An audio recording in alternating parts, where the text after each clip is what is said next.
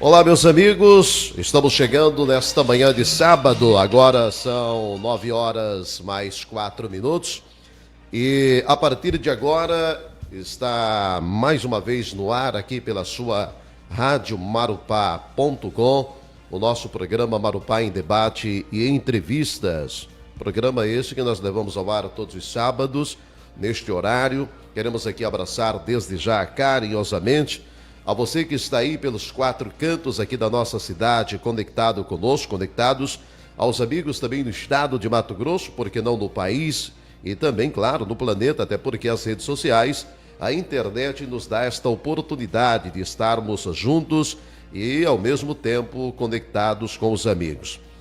A Rádio Marupá.com, que está em Sinop, Mato Grosso, mais precisamente na Avenida das Itaúbas 3020, no centro da cidade.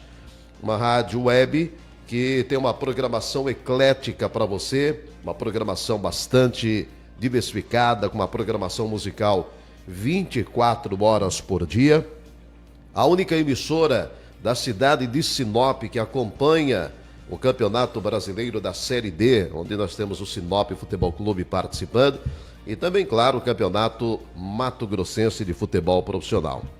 Dentre os produtos que a Rádio Marupá apresenta, além de notícias, entretenimento, humor, nós apresentamos com exclusividade um produto genuinamente da Rádio Marupá, que é o Marupá em Debate de todos os sábados, neste horário, entre 9 e 10h30 da manhã, onde nós abrimos o espaço para conversar com pessoas que fazem parte do crescimento desta cidade, conversar com as lideranças políticas, com os empresários, os amigos, presidentes de clubes sociais, aqueles que estão no dia a dia, sempre fazendo com que Sinop se torne a 4ª maior cidade do estado de Mato Grosso e uma cidade que tem, sem dúvida alguma, uma perspectiva de crescimento cada vez maior e oferece para aqueles que o escolheram para morar, para viver com seus familiares, as grandes oportunidades na vida.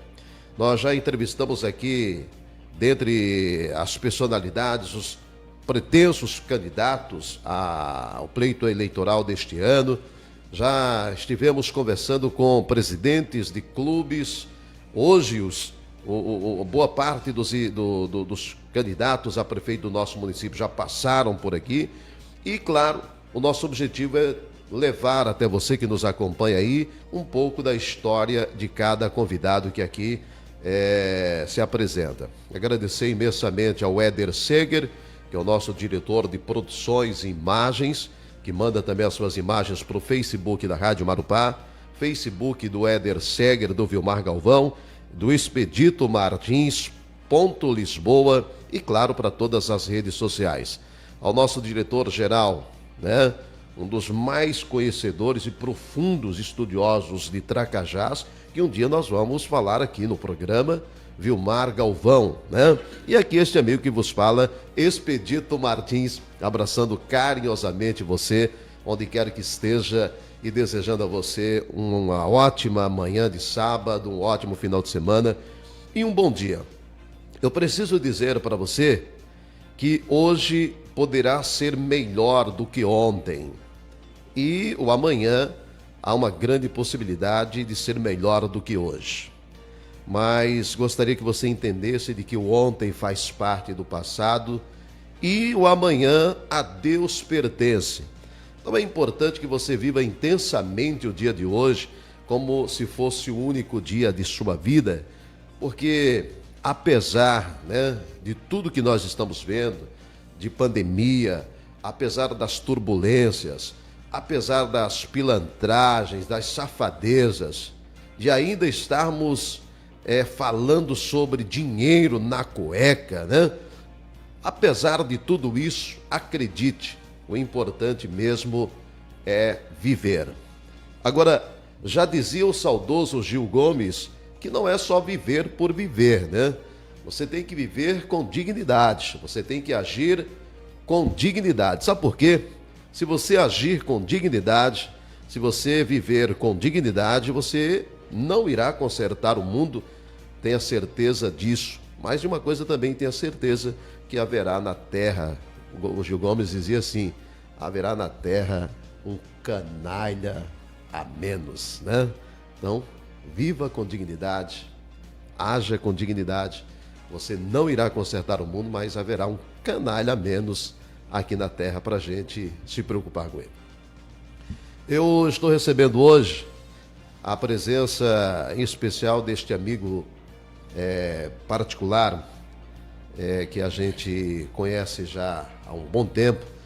Eu estou falando do amigo, empresário, pai de família, cidadão sinopense, Nilson Lopes Ribeiro.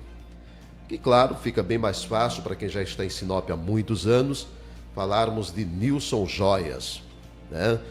Eu fiz questão de convidar o Nilson, em nome da equipe da Marupá, para vir, porque a gente já conhece um pouco da história, mas é importante que Sinop também, e as pessoas que estão nos acompanhando, conheçam um pouco também da história do Nilson, que, sem dúvida alguma, nessa trajetória também já contribuiu e muito, né?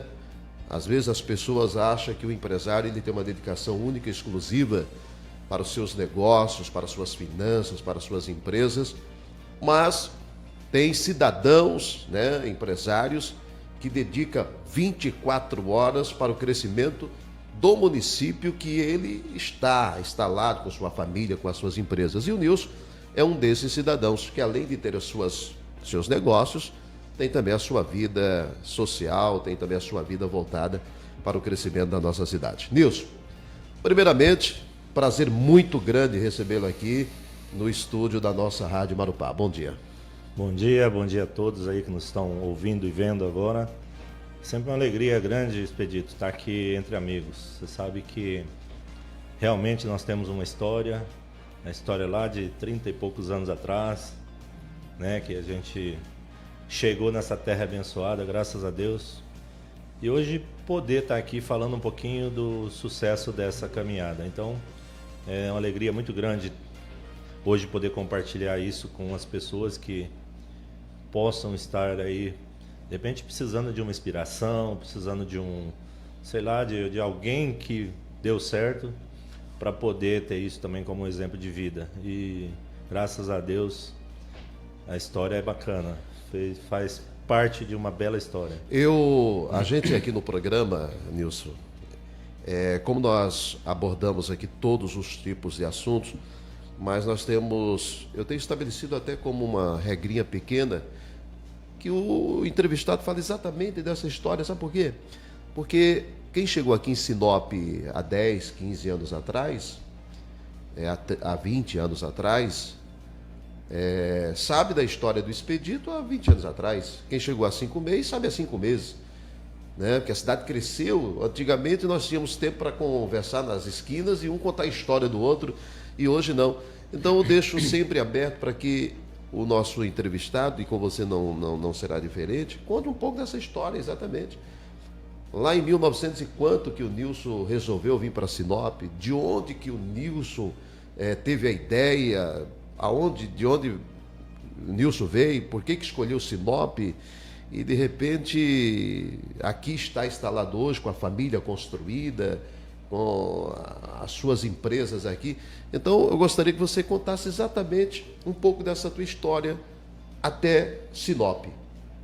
Veio lá de...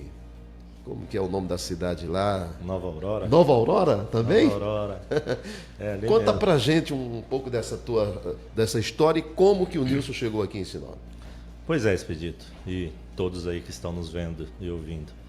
A história não é diferente de muitas das pessoas que vieram para cá na mesma época.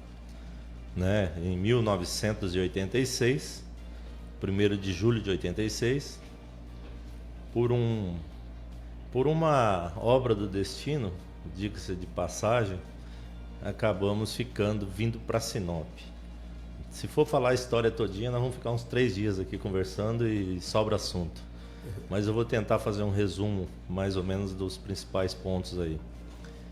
Eu vim do Paraná, como eu já te falei, Nova Aurora, uma cidade do oeste do Paraná, perto de Cascavel. Quem não conhece Nova Aurora, sabe mais ou menos próximo de Cascavel. Saí de lá com 17 anos, Não tinha nem idade ainda para ficar aventurando sozinho por conta, mas é uma questão de necessidade mesmo, Expedito, né? Eu, quando eu era adolescente, jovem, aí eu sempre quis estudar, me formar num curso superior. Mas o destino não permitiu, porque não é como hoje, que qualquer jovem que tiver vontade, que quiser, ele estuda. Sim. Se forma a nível superior, 1, 2, 3 faculdades.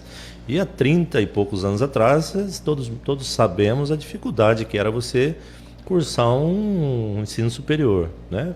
Principalmente no interior do Paraná. Então ali você tinha que ir para Curitiba, tinha que ir para Cascavel, muitas das vezes era muita dificuldade, recurso muito pouco, né? A gente sempre foi de uma família muito humilde. E aí não deu certo. Eu tive que cancelar aquele sonho de estudar. Primeiro, aí, cidade pequena, como eu já disse, o que a gente vai fazer? Ou você trabalha para alguma empresa, ou funcionário de um banco, ou alguma coisa que é o que normalmente acontece. Mas aí, nesse meio tempo, surgiu um convite da empresa que eu trabalhava lá, que é no ramo de relojaria. Já desde 11 anos de idade, Expedito, a gente tinha uma tradição, né? Antigamente podia se trabalhar sem problema nenhum, não se preocupava com essa questão de menor, maior, a pessoa tinha que produzir, né? Acredito que não seja o caso diferente de você também. Sim. Né? Então, não consegui como seguir à frente com os estudos, e aí recebi um convite para conhecer a região do norte, que é a região centro-oeste. Não era para ser bem Sinop. Em 1985, a gente veio conhecer Rondônia, conhecer o Mato Grosso. E ali, o meu ex-patrão, né, que eu devo muito para ele hoje, pelo que ele me ensinou, pelo tudo que ele fez, né, comigo especial. Fomos conhecer Alta Floresta, que na época era o auge aqui do estado, Alta Floresta, garimpo, plantando café, plantando ali pimenta do reino, enfim, era um agito, era Alta Floresta. Sinop era uma das últimas opções. Quem conhece Sinop mais de 30 anos atrás sabe o que eu estou falando. Não tinha uma perspectiva nenhuma de futuro aqui. Era a cidade que, quando acabasse as madeiras, acabava a cidade, né?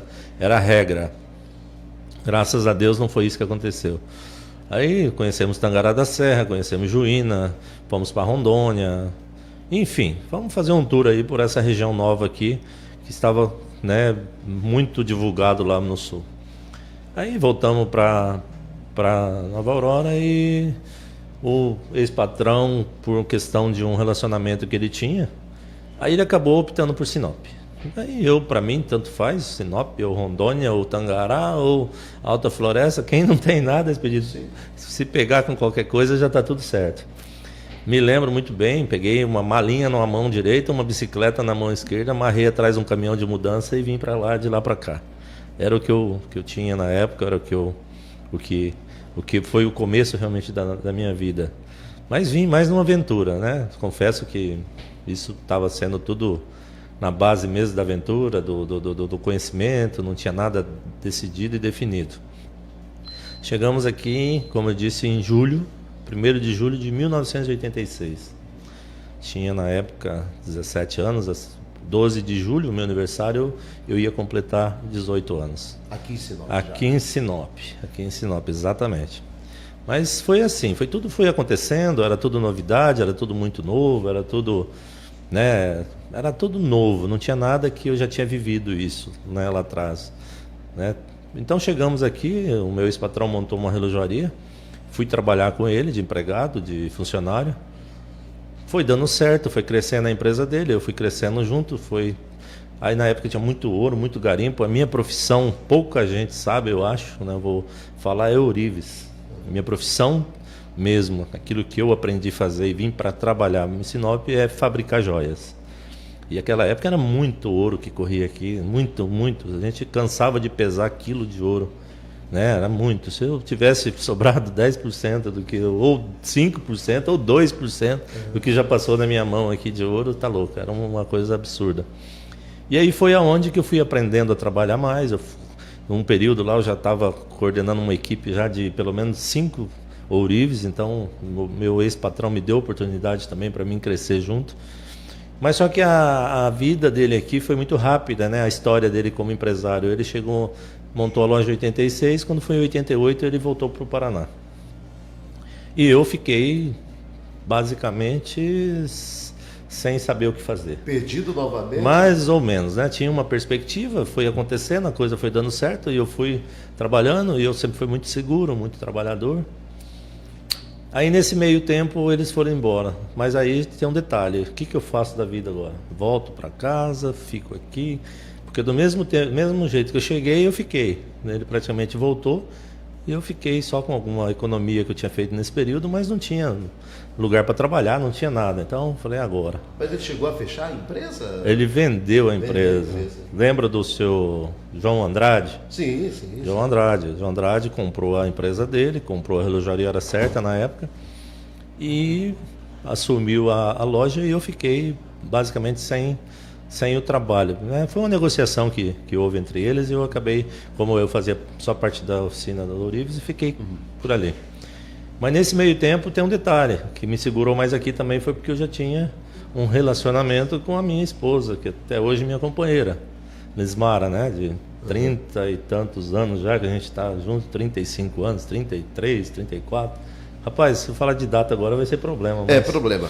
Mas enfim. Ela sabe do que você está falando, com certeza. Então a gente namorava na época, foi o que me segurou aqui. Em vez de eu pensei, falei, não, vou ficar aqui, já estou. Mas vamos começar. Foi aí que começou a história da Nilson Joias. Em março de 1988, eu aluguei um pontinho do seu Romualdo Anschau, pioneiro na cidade, mais antigo que eu aqui ainda. Peguei aí o Setembrino da Sinop Tintas, me financiou uma tinta ali, Setembrino, vou pintar aí, depois a gente vê o que acontece. O Glaucio Leitão, que na época era pintor, que é irmão do Nilson, fez a parte da pintura lá para mim, enfim, foi uma... Isso na Avenida Júlio Campos, né? É ao lado das Lojas Paulista. Quem lembra hoje? Hoje o prédio é a Ótica Cristalina. Exatamente. Bem nesse local era a primeira Nilson Joias que surgiu ali em 1988. E aí, Expedito, foi acontecendo as coisas, a gente foi ficando, a cidade foi tomando outros rumos, né? A gente viu que começou a partir para o lado de não só quando acabasse a madeira, acabava a cidade, e foi acontecendo. E com muito trabalho, com muita coragem, com muita determinação, né? O companheirismo da Lismara, que está sempre do lado, desde o começo da minha história, ela sempre é uma guerreira ali que não podemos deixar de enaltecer isso. Tenho certeza que se não fosse o apoio dela e o companheirismo e a força dela, acredito que não teria, a Nilson Joias hoje não seria o que consolidou nessa empresa, porque a gente tem que reconhecer, né? Atrás de um grande homem, mas não é atrás, é ao lado. Eu acho que no caso da Lismara é na frente. Sim. Então, dizer que foi uma história aí, foi vindo os filhos, o Guilherme nasceu em 89, que é o filho mais velho. Aí já veio o Pedro, que nasceu em 1992. E aí veio a Isabelle, que nasceu em 1994. Então são 3 filhos maravilhosos também, que graças a Deus a vida abençoou, né? E nesse tempo as coisas foram só crescendo, como eu disse, com muito trabalho, com muita perseverança, muitas noites de sono perdido. Confesso que eu virava a noite trabalhando e sem parar mesmo, porque era muito difícil as coisas naquela época. Mas é isso, né? A história foi uma história bacana, uma história de muita perseverança, bastante trabalho, muita honestidade junto, Expedito. Muitas vezes a pessoa pergunta qual é a receita do sucesso, o que você fala.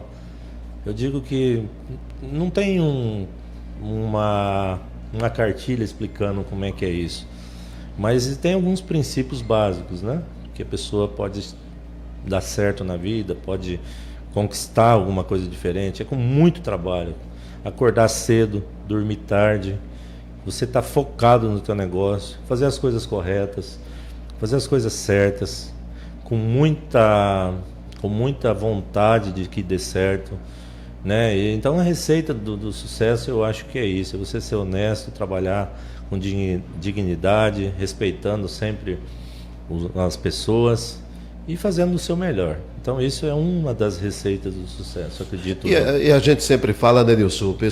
A gente tem nos ditados que é bem, quando você fala dos seus filhos, do Guilherme, do Pedro, da Isabela, que conseguiram hoje, já são todos bem estruturados, formados, né, estudados.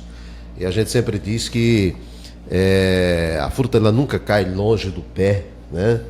Mas não, acredite, nunca, não cai longe. Às vezes cai do lado. Você tem que cuidar daquilo lá também, né? Nesta tua vinda para cá, porque você saiu de, como você disse, a malinha do lado, bicicleta, amarrou lá.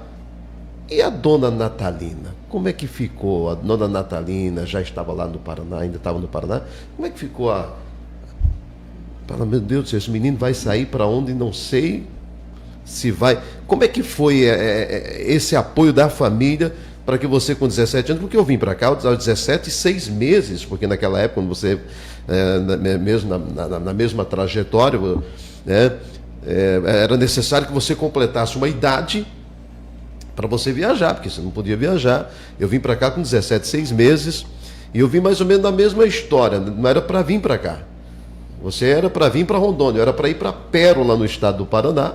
Quando a oportunidade, o meu tio disse, olha, acho que vou para o Mato Grosso. Eu estava mais ou menos na sua pegada. Tio, para onde for é para onde eu vou. Eu quero ir para algum lugar, né? Exatamente. E como é que a família, como é que ficou? Veio depois, enfim, como é que foi essa? Expedito, não foi muito fácil, né? Porque você sabe que a gente é uma família bem unida, né? Sim. Paraná, no Sul, são muito próximos, né? Os irmãos, mãe, pai.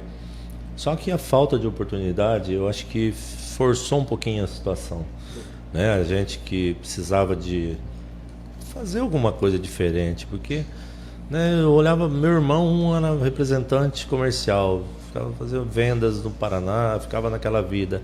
O outro era um funcionário de banco, né? Trabalhava no Banestado, depois virou Itaú. Minhas irmãs, né, que era mais velha que eu, tinha ido embora estudar, morar fora.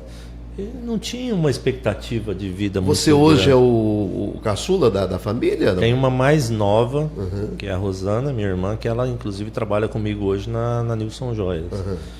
Então minha mãe, ela meio que não querendo, mas também não podendo segurar, ficou assim.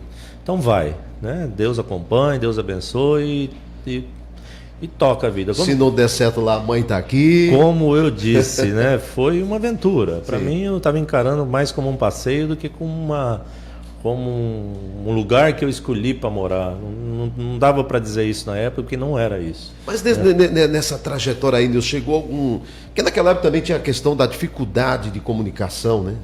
O telefone era preciso você ir em algum lugar, Sim, ficar numa fila, comprar uma ficha.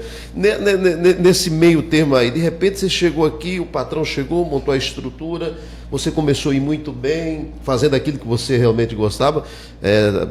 A habilidade que o Nilson tem para fazer uma joia, para fazer uma gravação em joia, há um certo tempo eu até imaginei, cara, como é que... Mas é porque viveu isso desde da infância. E aí, de repente, o patrão vai embora, chega lá, a família conhece, fala, mas e o Nilson? Não, o Nilson ficou. Em algum momento você pensou assim, falar, puxa, deixa eu ligar para a mãe e dizer que eu estou voltando, porque bateu a saudade, a situação ficou difícil. Chegou em algum momento de você pensar isso, aí de repente surge Elismara e fala, não, vamos... Com certeza, Expedito. Isso aí eu posso garantir e afirmar para você que passou várias e várias vezes pela minha cabeça. Por quê?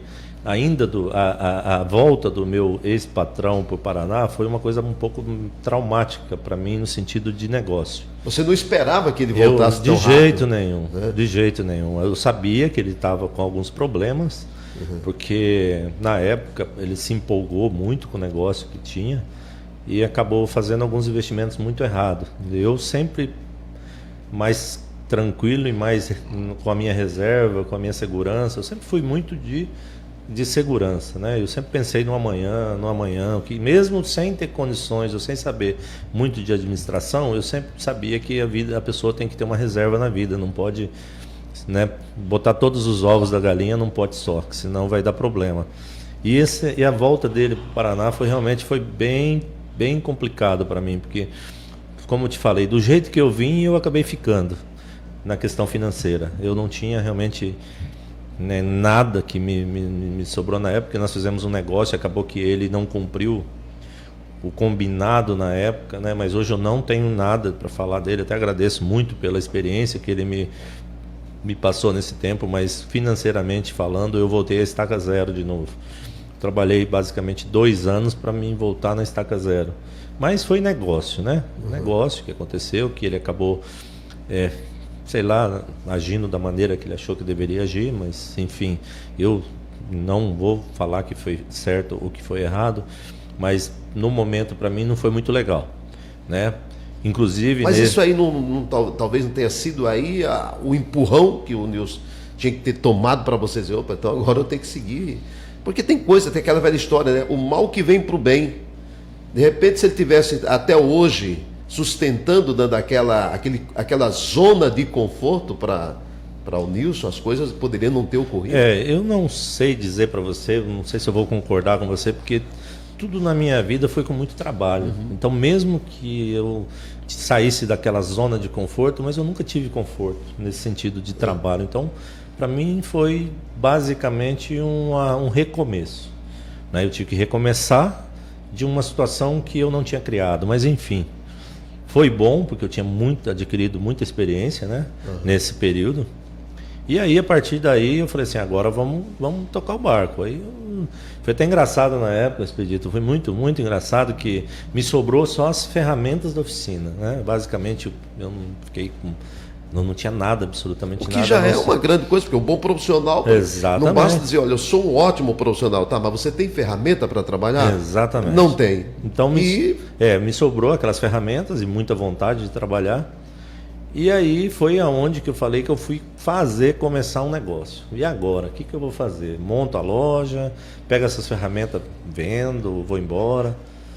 Aí, com o incentivo da Elismara, que a Elismara, inclusive, ela começou junto comigo, trabalhando ali junto, né? Desde o comecinho, ela falou, vamos montar? Vamos. A gente tinha um relacionamento, a gente namorava na época. Mas ela não trabalhava na mesma empresa com você? Nós nos conhecemos, ela trabalhava no Foto Arte, lembra? Claro, lembro. Do Almor Comelli, sim. Trabalhava lá, a gente era meio que vizinho de frente. Acabou numa dessas coincidências da vida, acabamos nos trombando e aí depois disso ela veio trabalhar na relojaria que eu trabalhava também. Através do conhecimento nosso, ela veio, eu ficava na parte da oficina de joias, ela ficava na parte de atendimento, ali na frente, sempre gostou de lidar com gente, sempre foi e é uma excelente vendedora. Então ela veio trabalhar ali na relojaria e a gente ficou junto e fomos ficando e a coisa foi dando certo e o relacionamento bacana. Só que assim, 2 jovens, 18 e 19 anos, né? Não tinha, né, vamos dizer, juízo, né, para ter um relacionamento sério, né? Mas enfim, foi dando certo, foi acontecendo e beleza. E nesse período que eu falei foi engraçado, por quê? Porque em 1º de janeiro de 1988 foi onde eu descobri que eu não tinha mais emprego, não tinha mais lugar para trabalhar, não tinha mais o que fazer, não tinha nem aonde ficar. Por quê? Foi embora o pessoal que morava na República comigo, foi todo mundo embora. Que o meu ex-patrão vendeu a loja e, consequentemente, os funcionários foi junto. Sim. Eu estava morando numa República, fiquei sem lugar para morar. Eu estava trabalhando na relojaria, fiquei sem lugar para trabalhar. Então foi aonde que de janeiro, fevereiro e março foi aonde eu tive que tomar a decisão. O que vai acontecer com a minha vida agora? Por isso que eu falo, o que me segurou aqui hoje, com certeza eu digo que foi minha esposa, a Elismara. Mas nesse meio tempo, que eu digo, foi engraçado, porque na hora que nós decidimos montar mesmo o negócio, falei, vou montar eu tenho o meu trabalho, eu tenho minhas ferramentas, eu tenho alguns conhecidos na cidade, que não era muito grande essa cidade na época, coisa de 35 mil habitantes, acredito eu, naquela época. Que era você tinha isso já naquela época não, hein? 1988, acredito, tinha, né? uns 30, 35 mil habitantes. né? Lembro muito bem, a principal rua de Sinop era Primaveras, que Sim, cortava do norte, do sul ao norte, né? Que era a principal rua de Sinop. Hoje, né? Tá lá a Rua Primaveras, mas é uma rua, né, normal hoje para a cidade. Então foi aonde que eu aluguei esse prédio do Romualdo, paguei para ele, lembro como se fosse hoje, eu tinha sabe aquele DVD de 4 cabeças, sim, JVC? sim. Eu tinha um aquele lá era, peguei o DVD, vendi ele, lembro como se fosse hoje. Cheguei pro Romualdo, eu tenho dinheiro para pagar 60 dias de aluguel para você, tá aqui o dinheiro. Paguei para ele antecipado e depois, se der certo, eu continuo. Se não der certo, paciência. Foi aonde que o Glaucio entrou na história, o Setembrino, e montamos a loja. Eu tenho a foto dela até hoje. Uma escrivaninha pequenininha, uma balança de pesar ouro em cima, uma divisória assim de forrinho pintado com verniz, um quadro, eu lembro como se fosse agora. E para pôr o nome dessa loja, você diz? Então, isso que eu ia te perguntar, porque e para pôr o nome uma coisa, dessa loja, ela puxa a outra. Quando você coloca o nome de qualquer estabelecimento comercial, você tem uma referência. Uma referência. Agora, quando você coloca o seu nome, é um negócio. Mas foi uma coisa pensada. Eu usei todos os marketing possíveis da época. Contratei gente. Aí a decisão também foi em conjunto com a Lismara. Porque poderia ser Lismara Joias. Mas na época ainda a gente não sabia nem o que ia acontecer. Eu chamei um pintor que não tinha dinheiro nenhum para fazer nenhuma fachada. Não era o Farias, não, né? Farias, cara. Eu ia falar. O único pintor que nós tínhamos aqui, o artista maior que nós tínhamos aqui, era o Farias. Esse né? aí. Que atendia aqui na Avenida das Embaúbas, né? É esse. Aí eu chamei, eu falei, vamos lá pintar o nome da minha loja. Beleza, Deus, o que você quer que pinta? Eu quero que você faz um anel, uma pedra assim, vermelha, bonita. Tem a foto até hoje. Eu vou mostrar depois para vocês essa foto. Tenho na história, se você buscar aí. Dá uma pesquisada pode aí. Entrar que você já acha. Você já acha aí, pode entrar. Você sabe, Nilson, não foge da tua linha de raciocínio, não. Só me dá um parênteses aí. Porque assim, eu tenho dito sempre para algumas pessoas que a gente tem que ter como privilégio e tem outras coisas que eu falava hoje pela manhã, tomando café da manhã com minha esposa e genro e neto e aquelas coisas todas, eu dizia o seguinte, Nilson, tem hora que a gente fica feliz porque tem o privilégio de saber as histórias. O Nilson está contando isso, gente, aqui contando essa história, e ele sabe disso, e é ele contando a história e na minha cabeça passando o filme de tudo aquilo, do jeito que ele está descrevendo, eu lembro perfeitamente, porque eu estou aqui, o Nilson chegou em 1º de julho de 86, eu cheguei 15 de junho de 85, então quando o Nilson chegou já estava aqui há um ano, e eu conheço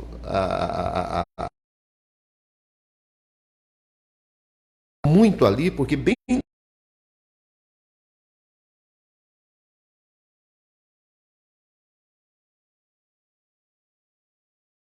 net discos que eu constantemente, todos os dias, 5, 6, 10 vezes por dia, passava ali em frente para ir até a loja de disco, comprar disco para rádio, ver se tinha.